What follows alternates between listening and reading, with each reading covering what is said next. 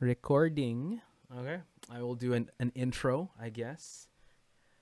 Ladies and gentlemen, the one and only. Oh, wait. No. Actually, I have a starting screen. Hang on one sec. Let me do that again. You go. Ladies and gentlemen, it is episode number 1, the inaugural episode, I would say, dare I say, the maiden voyage of the No Salt Allowed show, podcast, wherever you're listening or watching this on YouTube, wherever.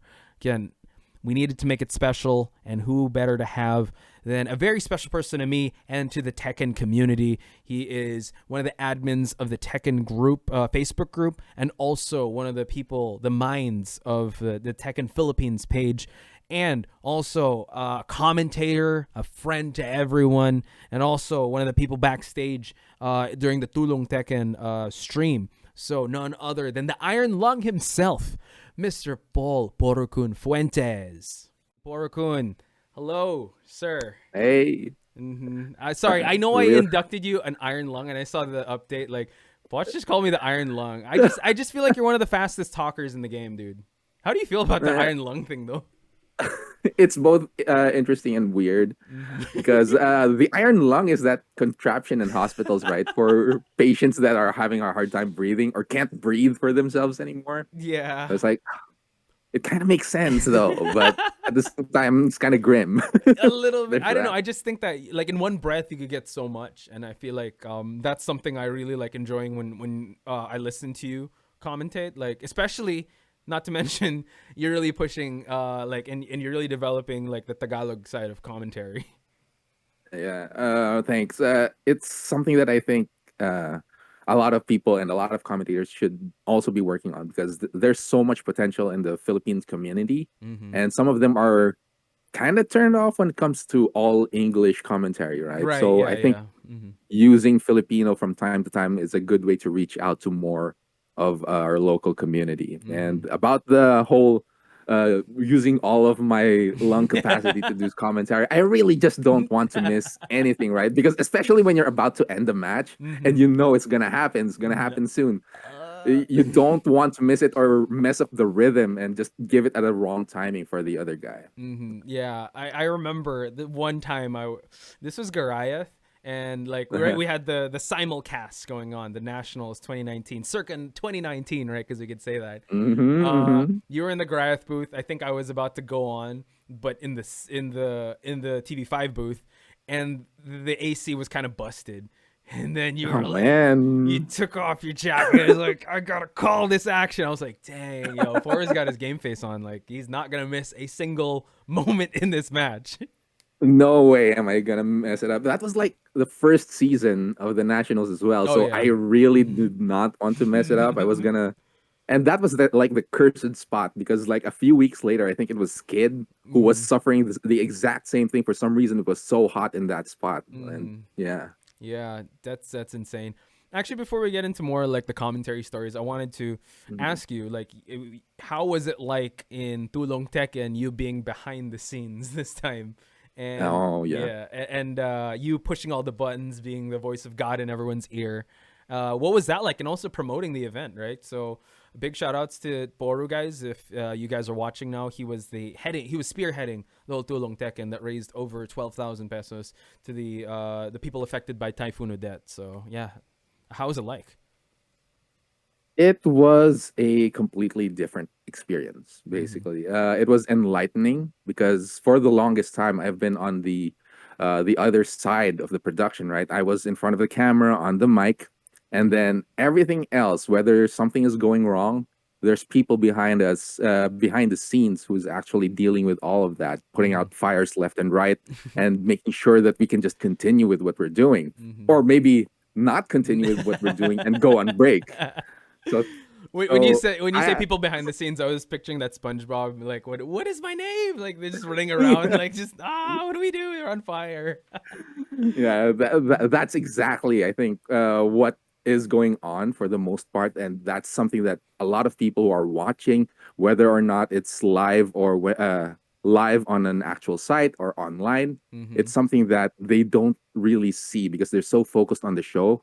Mm-hmm. But now I have a huge newfound respect for all of those people who are just working behind the scenes because there's really so much going on that you have to deal with and think about. Mm-hmm. And to do it on such a scale like the way big organizations are doing it, I can't imagine how much experience and knowledge you actually need to pull something like that off. Actually, like we already had that respect, but I'm pretty sure it grew like Yeah, tenfold now, right? exactly, If I exactly. may ask, is this one of many that you're gonna do? Because you kind of dipped your feet into organizing a tournament. I know you had Tekken Philippines, the page, right? Like, Yeah, and I know I'm part of that yeah. team. We got that respect, and we kind of Yeah. got that like, yo, I think we could do this. Like, shout out to Yeah. the prod chat. You weren't there, but again, I'm just gonna give a little anecdote. So when Boru Okay. was in the Discord channel where he was like with the commentators, right? I was hanging out with the prod in the prod chat, and Tomoriru was a player. And we're like, yo, Tomoriru, Yeah. keep your mic on. Let's have a hot mic moment. And that's why we're telling him, key charge, do the shenanigans, do it. The most animated I've ever heard of. Actually, that was like one of the first times I heard Tomoriru like speak and all that. It was so much fun. Yeah. It was super fun Yeah. hanging out with the prod guys. Some, Shout out to the prod guys, by the way. Mm. yeah. Shout outs to them. They're amazing, and some most of them actually are inexperienced when it comes to this kind of stuff. So I've met a few of them on my streams. Like they just follow me on stream. So Nice. that's Jason and RDA. They have very little experience. I know RDA did his own tournament like a few weeks back. Mm. So he does have a bit of experience in that regard, doing it by himself. Jamie Santa Ana is another person who reached out to me saying that he could help out with the tournament. And I know Mm-hmm. that he also worked on the Asahina Cup back Nice. Okay. then. Mm-hmm. So he also has experience. And then there's Tomoriru, who was really on top of everything as well. And my girlfriend was actually there as well. Ooh. So big shout outs to her, Nicole. Thank you so much for being so supportive. Oh my So god, she was in the yeah, prod chat. We were like zoo animals there. yeah, I know. Whoa. Okay. She was there. She was Oh there. my god. So I apologize. she Mm. wanted to know what it was like because she's Mm. an organizer herself. She does Ah. conventions, and she Ooh. wanted to know what it's like when it comes to charity events and especially for gaming. Mm-hmm. So I had her hop in, and she actually hopped quite a bit as well before the tournament actually started because there were some queries, and I think she's listed as a moderator or Mm-hmm. admin in my server, and I think some people reached out with questions and left and Whoa. right, and she Okay. answered some of them. So I really appreciate her efforts as well. Yeah, I had a wonderful team. I was able Mm-hmm. to focus on the production, and they just took care of everything. So I'm super thankful to them and to you guys as well, the commentators that I actually got for the event. I could not have done it without you guys. You guys did amazing. And yeah, regarding whether or not we're going to be doing this again in the future, uh, this is definitely a start. Basically, now I know that I can actually pull off something like this, even considering the short amount of time that I did have. Like I knew that Typhoon Odette happened, and then I had to make this happen within the next few weeks so that I could get the help there as fast as I can. And I really was scrambling for the stuff that I needed to do. Like, how am I supposed to get the funding for this stuff? Mm-hmm. Sponsorships, am I going to be able to secure it on time? Are the players actually going to be playing? Which dates to get? And on that part, I actually screwed up a bit because I put it on January 8th, which was the release date of No Way Home. Yes. Right? Like, oh no, we Yeah. booked it on a tough date. Okay. Yeah, so I had to move it a week later, and I didn't have anybody else on graphics duty, so I had to make all the graphics as well. But hopefully in the future, when we do a tournament just for the sake of having a tournament or an event, I'll be able to actually do things a lot more organized. Maybe have an actual team that could help me out throughout everything. And yeah, I'm definitely thinking about doing at least one more and trying it out, especially if another world tour will be coming in the future. Yeah, something like we'll probably apply for a dojo or something just for the sake of having one for Tech and Philippines. I was just gonna say Tekken Philippines online dojo. Ooh, 100 points Yeah, on the line. Excuse me. Let's go. I'm excited yeah, for that, and count me in if you want me to help out on the mic or like also like with TO duties or anything, because it was very fun. I have to say, I know that you were like super like heightened that day and you were like in the zone, but I don't know. I just felt like, especially in the prod chat with everyone, it's like we're in the trenches and all that. I know that this is kind of a small scale compared to like Tekken Online Challenge, Yeah. but you know what? You really feel like the community bond, right? And how Mm. we have to, okay, we're gonna do this. We're gonna do this right. All in this together when it comes to online, an online tournament. And you know what? I Mm. was when we were talking in the prod chat, they were like, "Yeah, you know what? This is probably gonna end like at 10 p.m.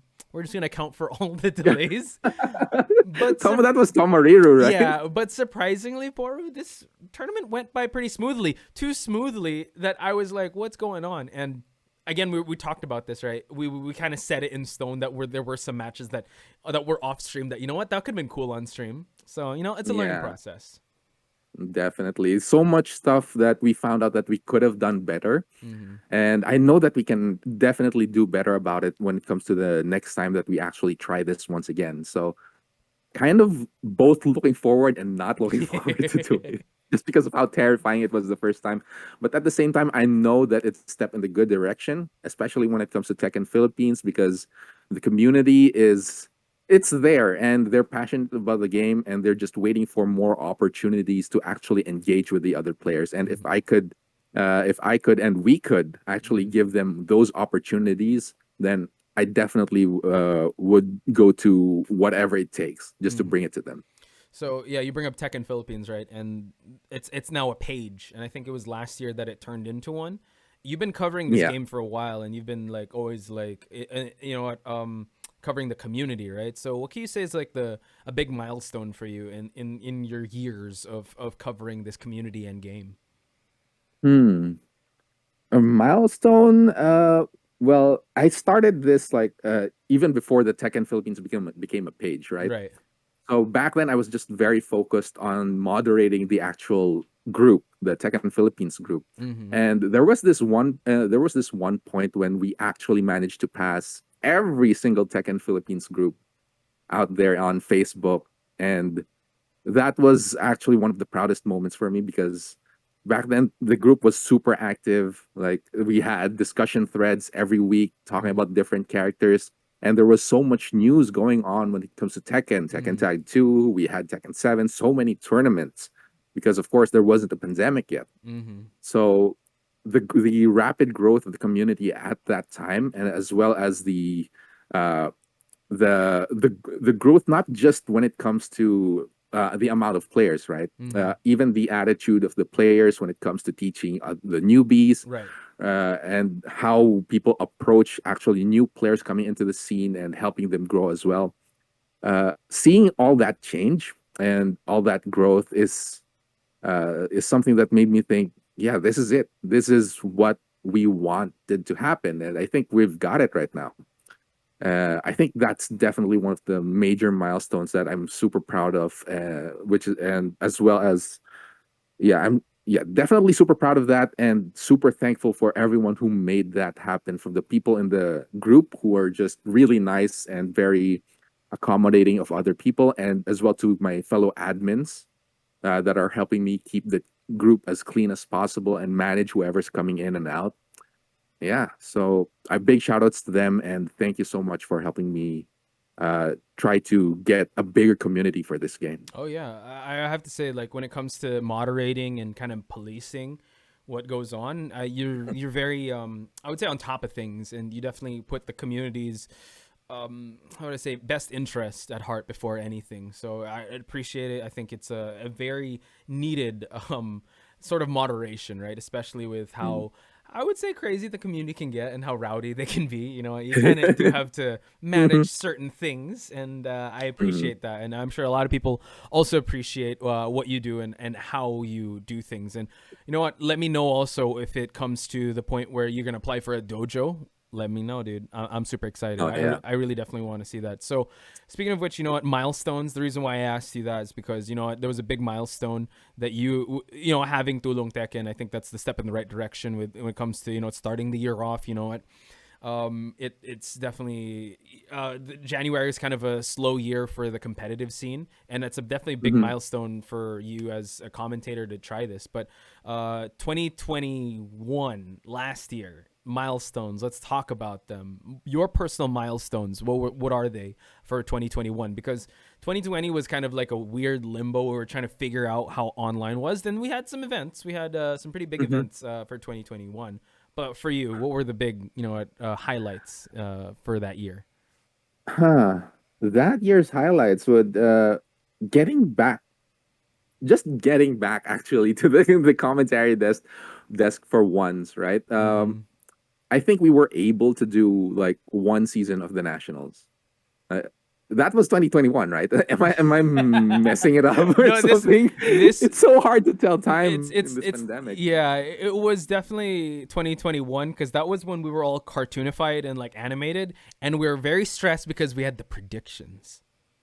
Oh Remember yeah, that? that's The true. Yeah, I predictions. remember Oof. that. Mm-hmm. Super stressful, Mm-hmm. and just being able to do more events and a lot more consistently this time, because we finally kind of figured it out, like right, how to actually do online things to watch out for, what does the community like and not like, and at the very end of it all, being able to top it off with Rev Major, Ooh. finishing things off with the return of the actual event that is really sought out by the community when it comes to Tekken and maybe other fighting games. It's such a relief to know that that is still happening, and hopefully we get it this year as well. No announcements yet, so Mm-hmm. we're looking forward to what we're gonna get. Yeah, and how good was it to cast offline? Like it was you, Oh yeah. me, rock and roll. I was like, wow, we're not like finishing our sentences like this or like we were looking at each other. It was like the back of the old days, right? Hot tag moments, right? That was really good. Yeah, it was super pleasant to finally not have to worry about like whether or not the other guy is going to be able to jump in on time, or whether they're going to be able to read if you're passing it on Mhm. to them. Like you can Actually, just do your hand signs. let's You let's can peel just back the curtain because I know in Tulong Tekken you were sharing some of your tips and tricks for online. Like what are how is I have to ask like for offline, how did it feel like and were there some tips and tricks that you took from online to go offline when we did Rev Major? wait. Are you talking about commentary? Commentary.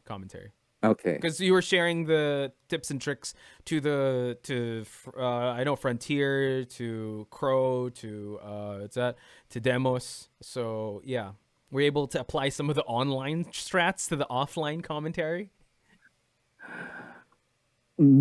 It's really different though. It's so Mm-hmm. different. It's a lot more convenient doing it offline because, as you mentioned, we can actually look at each other in real time Mm-hmm. and like do some hand signals that we can see out of the corner of our eyes. Mm-hmm. But at the same time, doing the commentary online actually, I think, developed something for a lot of us, like some sort of a deeper bond that we can kind of telepathically understand when the other guy's going to end his sentence or end his run. You can just feel it. And sometimes you don't even need the hand signals. You can just jump in and connect to them as soon as you know what they're going to say. I Yeah. agree. So, I agree. yeah. It's I know like you've had those moments. yeah, like I know that we talk before, like okay, you take the big moment, or like I'll take the big moment, or like okay, you cut to break and all that. But it was such a relief. I don't honestly felt like my limiters were gone, and I was like I'm moving. Like when we go offline, it's like wow, this real human connection. Oh my god, is insane. Like it felt Yeah, it's really good. it's like it's like we went into that chamber of time or something in Dragon Ball, and then we Hyperbolic just time changer. emerged. Yeah, Yeah, the hyperbolic time changer. hyperbolic time chamber, and we emerged like Super Saiyans. Like, oh, a commentary, but yeah, I have to say that was good. One thing I did take off, I took away from online to offline is I'm very sensitive now. If someone's talking, I immediately stop. Like, Oh yeah, I that's true. do. That is something that that's definitely been trained a lot more when it comes to online, especially when there's a bit of lag between the two of you, right? Sometimes you don't know if you're going to be talking over the other guy. You gain a bit more sensitivity to that, and you just stop, and you stop in a more elegant manner as well. Mm-hmm. Like Yeah. it's not just an abrupt stop and like, okay, Mm-hmm. yeah. Do the whole dance like you, me, you. No, no, that's good. That was pretty fun. Talk Mm. to me about your experience before that because I don't know if you guys watching did see the pre-show before the main event, because Boru actually, he didn't mention this, but he's also quite the unboxing expert here. Oh God.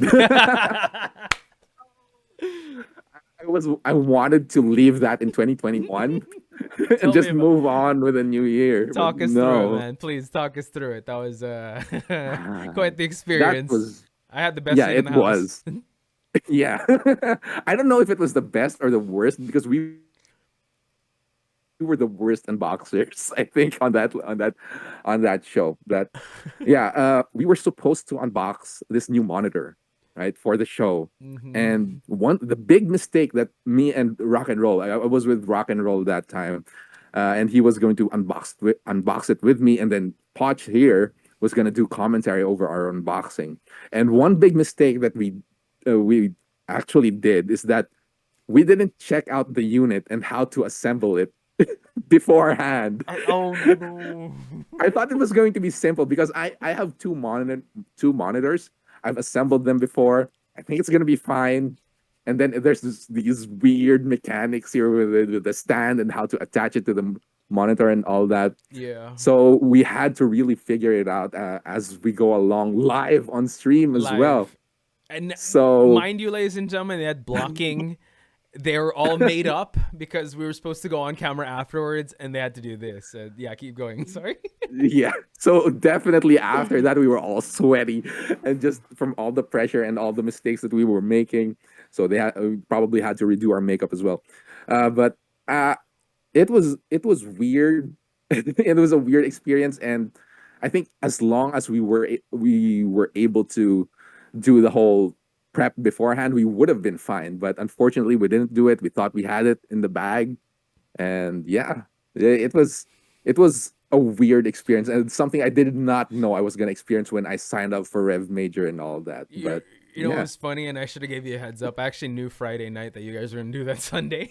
I was like, "Are you gonna no. brief them on like, yeah, we'll brief them on the day itself. It's fine." I'm like, "Okay, this is a pretty complicated monitor to open." Not just that, ladies and gentlemen, they had to play a match. Like Yo, after, yeah, like, oh my god! And please, the monitors stay awake. Don't die on us or anything like that. But I have to say, yeah, we're all about growth. We overcome, and man, they set up that monitor pretty well. yeah. Shout outs to I Rock like and that Roll too. monitor It's a actually. really good Yeah, shout monitor. outs to Yeah, him. yeah. Shout outs to Asus if you want to sponsor Poru over here. He set up that monitor pretty well. So, Not bad, man. mm-hmm. Not bad, if I may say so. No instructions, and I Instructions. did it Boom. on stream, And man. this is a good segue to our sponsors. Potentially Asus. Please sponsor this podcast and sponsor Porukun over here. Yeah, Boom. So much Uh, real estate here if you guys want to put your mm, Asus logo.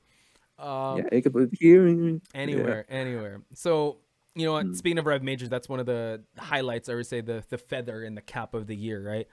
I wanted to ask, Mm. since you were so closely working with the community, with the nationals, and covering other events. I wanted to ask you, like, overall, in an esports perspective or tournaments perspective, the breakout performances or the performances that surprised you, and who do you think was the player of the year? In your personal opinion, of course. Hmm. Right. I think out of everyone who's been active in the pandemic, right? Because there's not, as we mentioned, there hasn't been a lot of events when it comes to Tekken or fighting games in general because of the pandemic and how online usually doesn't translate well with fighting games. Mm-hmm. Thankfully, with Tekken, it's not that bad, but at the same time, there's still not a lot of events. So there's been a few big events here and there that a lot of our pro players have been joining. ICFC international international tournament and event. Shout outs to Majin Obama and the Tenno Media crew for putting that together and being very consistent with it because it gave us a stage to actually develop further, even though we're in the pandemic. And then there's Rev Major coming in as well. So among all the available stuff that was happening, nationals as well. I almost forgot that. Among all the stuff that was available during the pandemic and of all the performances that I was able to witness myself, I think one of the most impressive runs and one of the most impressive players when it comes to development and growth and just changing himself for the better for the game, I think it's definitely going to have to be Jules. Giuliano Lozano of Smart Omega, and shout out to his brother as well, Pico Lozano, for coaching Jules actually. They really grinded it out, and I know that whenever they're at camp, they just test so many different things and learn so many different things. And in ICFC, they've been reaching grand finals all the way, winning actually even weeks of ICFC, and even at the very end of with Rev Major as well. Rev Major, Jules actually took the whole thing, Yes. right, in very convincing fashion against AK. I think he Jules as a player, this is the first time that I definitely consider him like right up there. Because when we say up there, usually we talk about AK and Dojin. For we There's this image in the community that these two are the players at the top. That a lot of people are good. We have a lot of good players, but there's just something about those two players that are on a different level. But now Jules has stepped in. He's wedged his foot on the door and says, "Let me in. I'm one of you guys, and I'm going to be taking you down here, right now." And that's exactly what he did. Right now, he's playing out of his mind. He has a plethora of good characters under his belt that are strong, and he can just pull off their maximum potential and just use them to perform at the highest level that we could ever hope for. Well, not exactly could ever hope for, but at the highest level that we can achieve at the moment. And I think that's a significant thing when it comes to performance, because he's the first one in a long time to actually be able to pull that off. Right. Yeah, and I agree with you that usually in an outsider looking in, it's usually AK Dojin that are the mainstay names, but community wise they know who Jules is. But this is I would say a redemption of 2020, because 2020 we had to adjust, right? And I did speak to Pika and Jules, and they said that they needed a lot of adjusting to adapt to the online environment. And man, it paid off in spades this year. Well, Yeah, 2021, right? That was their yeah, year. It was really good, and a good run for Jules. Nonetheless, capping off with his performance with Red Major, and also his ICFC performances. That's definitely a big win on them, and I'm excited to have them on here to talk about that as well. So, Mhm. player of the year. That Watch out. watch out for that one, ladies and gentlemen. But I have to ask you, we had some new, well, not really new bloods, but some new faces to the main Yeah, stage. Shout outs to the Nationals for, the series, the Academy series, as well as the Path to Pro series. yeah. There were a lot of really good games that we witnessed there. Were there any names that kind of stood out for you in 2021 that were like, you know what? I can't wait for. He's turned me into a fan, and I want to be able to see Yeah. more of this player. Oh, definitely. There are quite a few actually, and I know you asked me to name like one, like Yeah, best rookie. you can name as much as Later, you want. maybe we Mm-hmm. can. Mm-hmm. Yeah.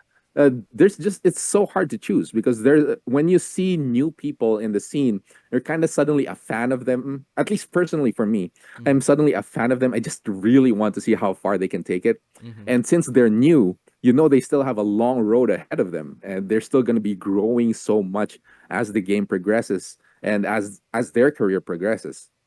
So I guess maybe I can name three, Go for it. kind of Mm-hmm. three. One of them is not so new because I know I've met him before. I've played him before in arcade, so I know he's an arcade veteran. But the rebirth of Kunikat, I Yes. think Mm-hmm. Yeah. Kunikat was a surprisingly powerful factor in the nationals. Mm-hmm. At the start, like he's like the dark horse. Like there's not he doesn't have the best image coming into the nationals, right? Mm-hmm. So it was a bit. We were a bit worried that whether or not he's actually going to get in the nationals, but Signal actually gave him the opportunity, Yeah. and And by the he way, he, he made the most of it. he Yeah. did. Well, she's still streaming, by the way, so I hope you guys Oh yeah, can yeah, sure. follow the journey of Cooney Cat. And yeah, she really made a huge impact. And I just love how Cooney Cat was able to, I don't know, just kind of tell you, I'm gonna mix you up. You're gonna have to deal with it, and Yeah, yeah. you just have to deal with my game plan. No shenanigans. I'm just gonna get in your face, and yeah, I think the way Cooney Cat described it, she said that like the Li Chaolan. That was the character Kunikat was known for, right? But not the same character. When Kunimitsu came out, she was like, yes, this is the character I fell in love with. So yeah, super excited for Kunikat. You were saying? Yeah. Sorry, Kunikat. Yeah, she is definitely doing amazing. When she did amazing in the nationals, right? And it was shaky as at first for her during her performance because uh, Kunikat, Kunimitsu is the type of character that has to get in people's heads. And when you're playing one match a day or one or two matches a day, it's kind of hard to make that happen against the other players. But somehow Kunikat managed to pull through and really adapt his gameplay to the league style that the nationals is, and just sticking with that Kunimitsu and making it work in her favor. And taking it all the way to the playoffs as well. The only person in the path to Pro Series that actually made it to the playoffs, if I'm not mistaken. Yes, that's Yeah, true. right? And also shout outs to, Nature Lover as well as Vermilion, because I mean Kunikat called her shot. They're like, Vermilion, please take me. And they did. And I think Yeah. them working all together, I heard some pretty good stories. And she was like, yeah, please just teach me all you can. And yeah, it paid off in spades. So that's actually a good choice, Kunikat. And Kunikat. also big shout outs to Kunikat. She started streaming again recently, so please support her in Facebook. It's Kunikat, right? Like that's the page. Yeah, I think it's Kunikat. Okay. Yeah. So that's one. You said two more. That's one. Yeah, there's two more. One of them will have to be Tomoriru. Oh, let's go. Yeah, Tomoriru, thank you for helping me on the event, Tulong Tekken. But at the same time, Tomoriru has been working really hard when it comes to the tournament. He had his opportunities left and right. He was in the nationals as well. He showed up there, and then he's also been. I think he's also been joining ICFC. Can you correct me if I'm wrong? Yes, he has been joining ICFC. Shout outs to Nature Lover too, because when I was doing my research to ICFC, I saw this Tomoriru, and I was like, any idea? I'm like, oh, really strong King player. I'm like, okay, cool. And we actually saw him on stream. I'm like, holy cow, this guy's great. He almost got kicked out because he's using Noctis too much. I think he won a match against G, and they're like, oh, G changed to Zafina right away. Like, oh my god. So yeah, Tomoriru. Yeah, Tomoriru, and he's super young. Not just personally, but as a player as well, because he started off with first-person shooter CS:GO, and then jumped into Tekken and fell in love with the game, and suddenly he's playing within the top 8 of tournaments, and from time to time he wins tournaments as well. Yeah. So we know that there's a lot of potential with Tomoriru, and right now he's only sticking with the King, but he's also been expanding with other characters, as you said, Noctis, Facom Ram from time to time, and I can kind of feel that he definitely has a lot more growth to undergo when it comes to being a Tekken player. And I know that his home at Gamepad, he's a Gamepad master now, and he's in a very good environment to actually grow his skills because of the other people who are around him. You've got the best kings. Actually, all the kings of Metro Manila are there in Gamepad. So, yeah, they're all there. Everything he has to know, he can learn there. So he's definitely going to be a beast with a character, and I'm sure we can expect so much more great stuff from him in the future. Okay, so it was Kunikat, Tomoriru, and who is your third one? This one is this came from personal experience and a little bit more of a gut feel, but at the same time we've seen his results. It's RGN. Right. Yeah. RGN. RGN is like he's interesting. He's an interesting player. Yeah, I mean, did you guys forget like TOC? I mean, I really feel like he was like the guy in Money in the Bank that like, did you guys forget I'm still here? Like, god dang, his performance against AK, again, he was actually one of the first few people that welcomed me to Playbook, because like I played with him and I played against his Devil Jin. Thank God he didn't bring out his Akuma. But yeah, he is honestly like footsteps wise, like also kind of like AK in a sense that when I see him play, very gut feel, but with Akuma. I have not seen his Shaheen. I know he has a Shaheen. I have not seen that yet. His Akuma is the one that's really scary. But yeah, RGN. Can't argue with that. Not really. I wouldn't say rookie because we know him from the scene but I would say breakout performance as well. Yeah, definitely with the TOC, right? He took second, if I'm not mistaken. Second in the Uh, yeah, before the finals. Yeah. before the finals. And yeah, he was amazing when it comes to the Akuma. And you said he used Devil Jin. That's actually his main. Oh, there we go. Like Yeah, he's I his based his old Devil Jin. man was Yeah, I was Devil like, oh Jin. Jesus. Yeah. Mhm.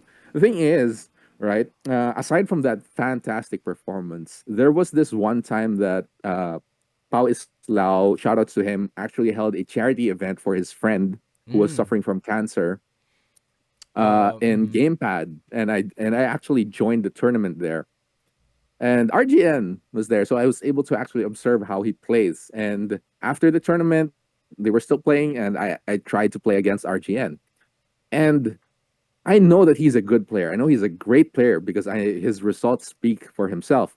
But at the same time, playing against him, I felt something else. Like he's almost like a Dojin actually for me.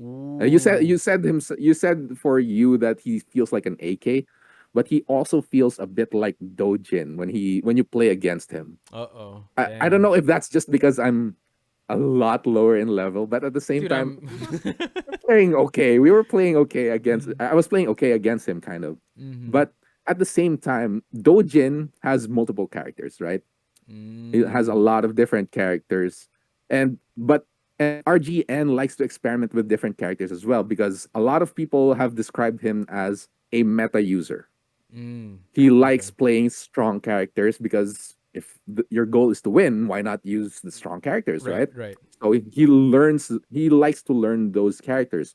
But the difference between him and Dojin is that Dojin's playstyle, I think, has a bit of mischief in it.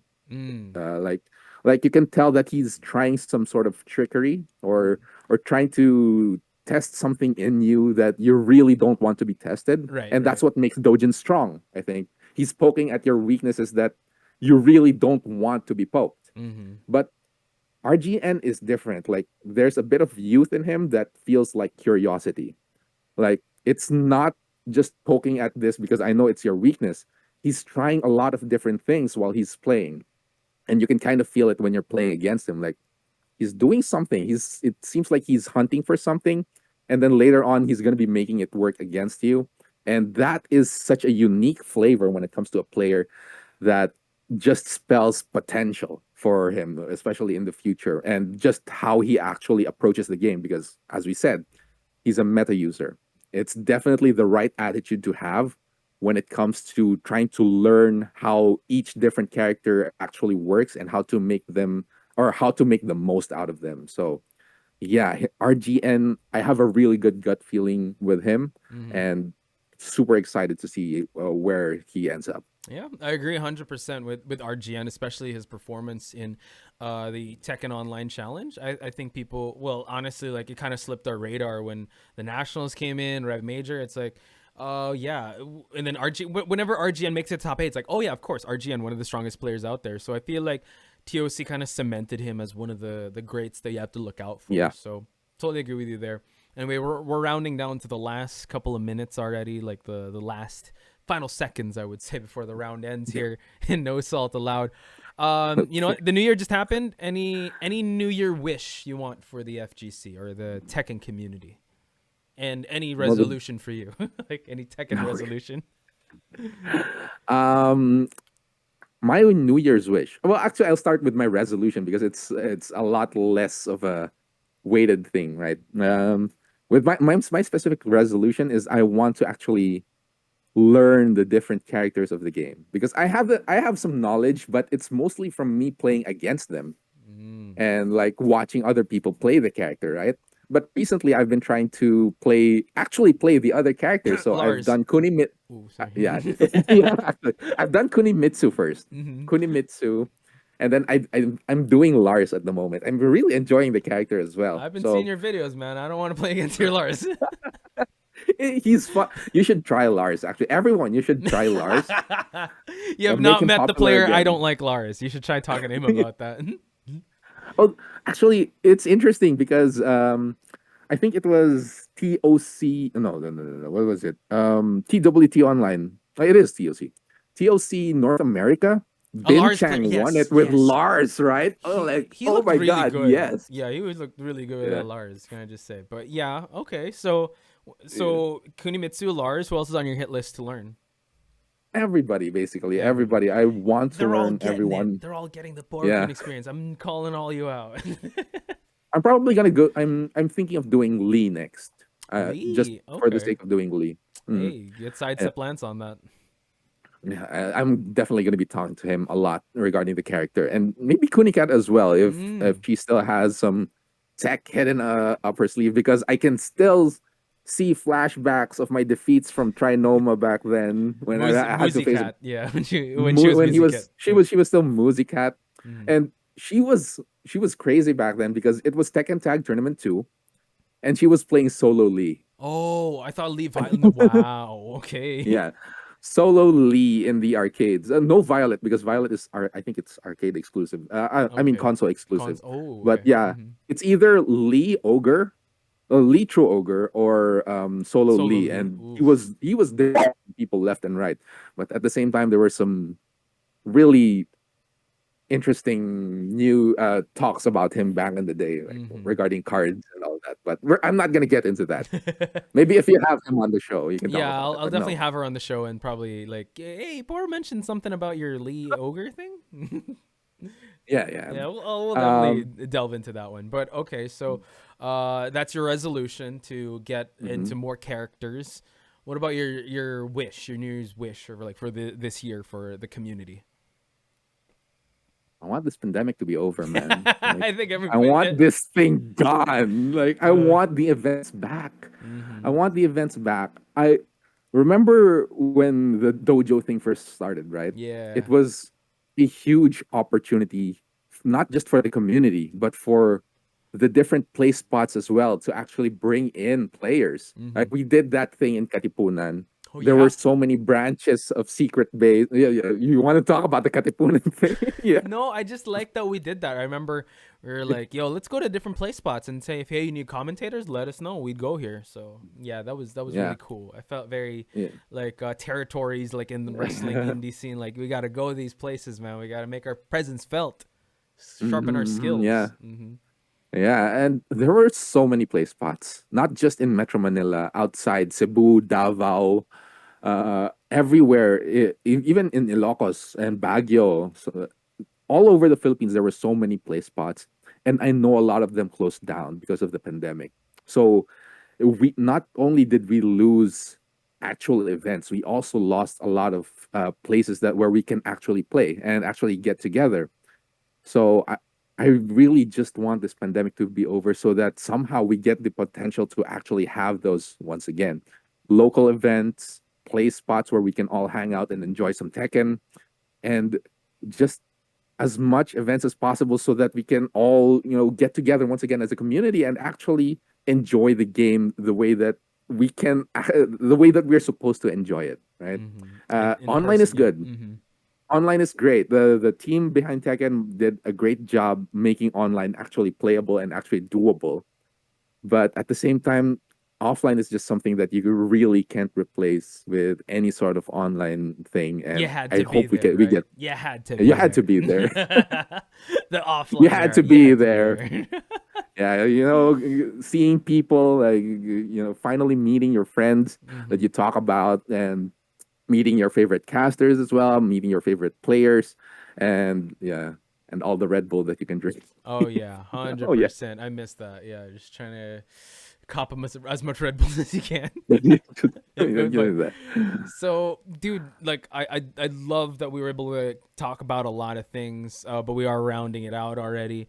Mhm. I definitely want to have you more here, maybe talking about commentary stories, and I think we kind of need more content. So I hope you do stream more. I know you're in the midst of moving, by the way. If you guys are watching, and if you guys have joined us this long, if you guys see Bora's background, he's not in the Batcave right now. There are just some boxes behind him. They just Yeah, it's dark, so you can't see it, but there's just boxes and boxes over yeah, there. he's in his Yeah. Batcave. He's, But he's when we finish moving, hopefully I could get back to streaming, Oh, let's because yeah, go. it's Okay, I gonna will be a lot better. definitely call you out on that, especially with characters. If you're gonna use Elisa or anyone else, I'm trying to get into Oh Miguel. yeah. Actually, I want another character aside from Elisa. I want to try going Miguel maybe. Someone that Yeah, hits harder. it's fun playing characters that you usually don't see. So Miguel, I think it's a good place to start. Yeah. So, Poru, any final thoughts, any final words? The floor is yours before we close out the first episode of No Salt Allowed. Mm, Not much. I'm super happy that somehow in this pandemic the community is holding on and still having a great time when it comes to Tekken. I know we didn't get much news this year regarding what's next for Tekken 7, so that might be a hint for something to come. Hopefully it comes soon so that we can reignite so much stuff here left and right. I'm actually holding back on a few projects or and a few ideas just because I have this feeling that it might be useless to do it for Tekken 7 When there's because something big. Okay, there's okay. something bigger Right, maybe right, right. coming soon. Mm-hmm. So hopefully we do get some news soon. Hang in there. If we do get some news, you will find it on Tekken Philippines. So make sure to check it out. Maybe follow if you're interested in that kind of information, and join the group as well, so that you can just engage with all the other members as well. Talk about the game, about what's happening, the dramas here and overseas, whether Mm-hmm. what's Oh, happening. yeah. Mm-hmm. Yeah. Yeah, that's it. And I just want to thank everybody who's been helping me out so far. My admins in Tech and Philippines, Paolo Novera, Julio Suizo, Bien Carlo Caro, actually BN Lucky Esports. Fighter as well. Yeah, Bien Esports. Andy T, who hasn't been that super Regerinator? active, but at the same, Let's yeah, go. Regerinator. Regerinator. I can Yeah, never pronounce it. I want he's to it's hard. go. It's a tough thing. If you're his co-commentator, Mm-hmm. that's gonna be your first hurdle, like saying his name right over and over again. Mm-hmm. And AK is technically an admin as well. So thank you guys for actually helping me make decisions when it comes to the group, and as well as helping me clean up and managing the group, especially since I haven't been able to manage it that much lately. Mm-hmm. And for the people who actually helped me out for Tulong Tekken, thank you so much. I mentioned them earlier already. Commentators, you, Poch, of course. Noah Season, Frontier, Demos Sosa, Brother Demos, and Juan Miguel de Guia, so Krokochiki. So thank you so much. And for everyone who joined and who's been supporting Tekken Philippines so far, thank you so much. And I hope to do more and better things for you guys in the future. Boom. On behalf of Poru, ladies and gentlemen, I've been Poch Spice. This has been the No Salt Allowed show. There was definitely no salt when we were talking. Thank you guys for tuning in, and we'll catch you on the next episode. Oh my God, I didn't record. I'm kidding. I did. Oh my